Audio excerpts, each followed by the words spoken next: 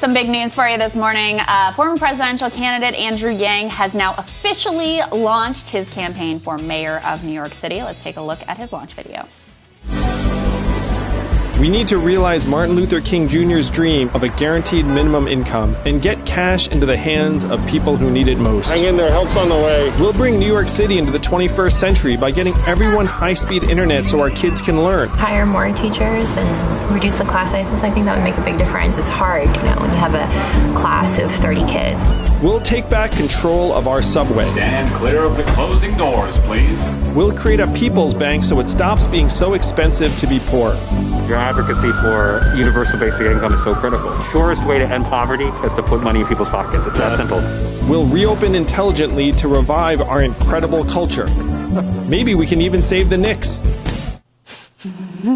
That's peak Andrew. That is peak Andrew. A couple things that you note from that video. First of all, UBI front and center. Yes. And in a city of this size, pretty groundbreaking program that he is proposing here. It would give New Yorkers, 500,000 New Yorkers in the greatest need, an annual $2,000 to $5,000 through a program that's administered by the city's Human Resources Administration.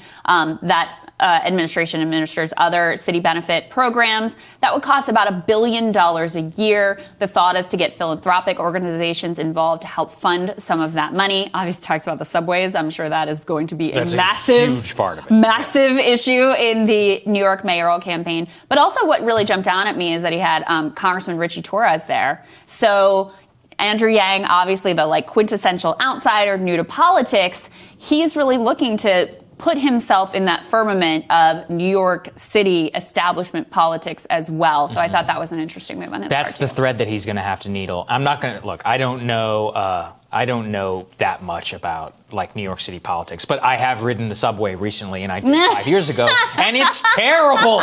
It is so bad. What are you, Hunter Biden? Yeah, you want a board seat on the subway? I want a board seat. I will say, you rode the train. I remember having such a terrible experience. I was like, how the is it so bad? And I looked into it.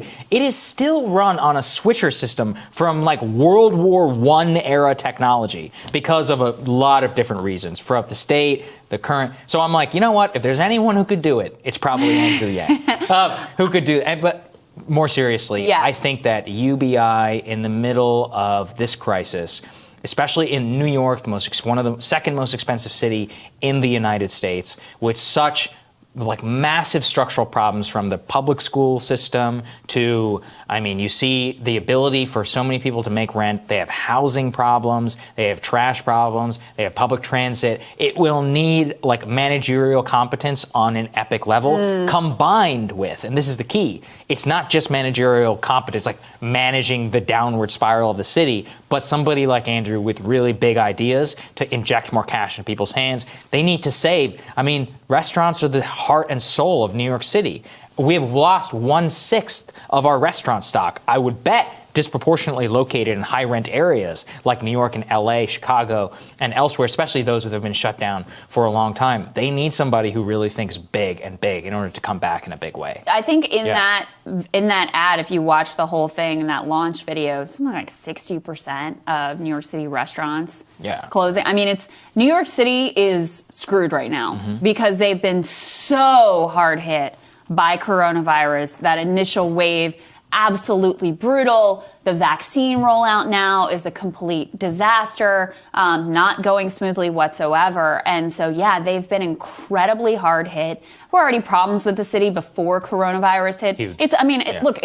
It's an extraordinarily difficult job in the best of circumstances. And he's walking into, a massive recovery effort and massive budget deficits. Yeah, that's right. Whoever ultimately ends up in this job. So, I think part of why it's so interesting to me is because it is unusual to see those super high level, presidential level ideas brought into the city level. And it'll be fascinating to see both how it resonates politically and then how he's able, if he does win, if he's able to effectively implement it, what the impact is.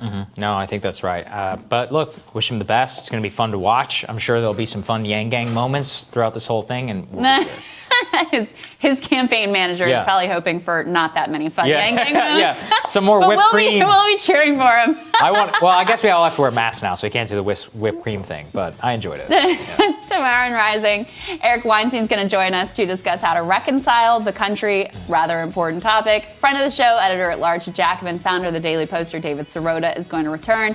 Plus, we've got Roger Fisk and Marshall Kosloff on the panel. Lots of ground to cover there. Yeah, it's going to be great. All right, remember to hit the subscribe button. Don't miss any of our videos. Don't forget to like and share as well. And we will see you all tomorrow. Have a good one, guys.